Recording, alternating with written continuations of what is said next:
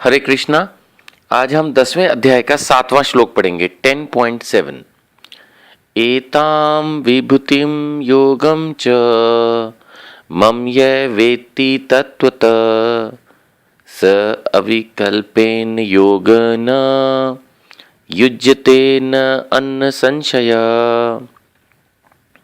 श्री भगवान कह रहे हैं, जो मेरे इस ऐश्वर्य तथा योग से पूर्णतया आश्वस्त है वह मेरी अनन्य भक्ति में तत्पर होता है, इसमें तनिक भी संदेह नहीं है।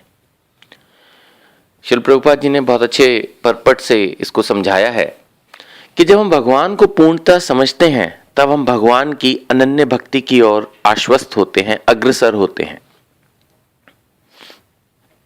एक सिंपल सा एग्जाम्पल मैं अपने मन में आ रहा है, आपके साथ शेयर करना चाहता हूं। जैसे हम किसी व्यक्ति से मिलते हैं, कई बार वो देखने में बहुत साधारण दिखता है, सभी साधारण ही होते हैं ऑब्वियसली।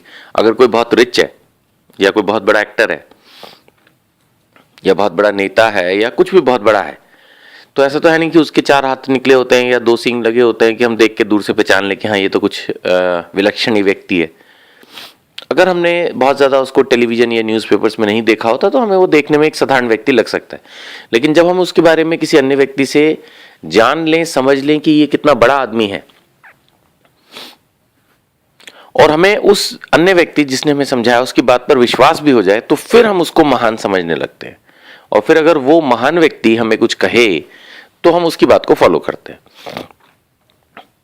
ये जितने भी टीवी एक्टर्स होते हैं, फिल्म एक्टर्स होते हैं, स्पोर्ट्स प्लेयर्स होते हैं, ये कोई बहुत महान व्यक्ति नहीं होते वैसे कैरेक्टर वाइज समटाइम्स, लेकिन फिर भी जब ये टेलीविजन पर आकर किसी भी प्रोडक्ट के बारे में बोलते हैं तो लोग उसको खरीदते हैं। वो सोचते हैं अगर शाहरुख खान ये घड़ी पहनता है या सचिन तेंदुलकर बूस्ट पीता है तो हमें भी खरीदना चाहिए, क्योंकि हम उन्हें महान समझते हैं।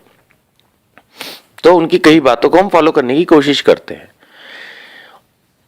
तो यही चीज है कि जब हम भगवान को तत्व से जानेंगे, जानने का प्रयास करने के लिए हमें गीता को पढ़ना होगा, गुरु की शरण में जाना होगा।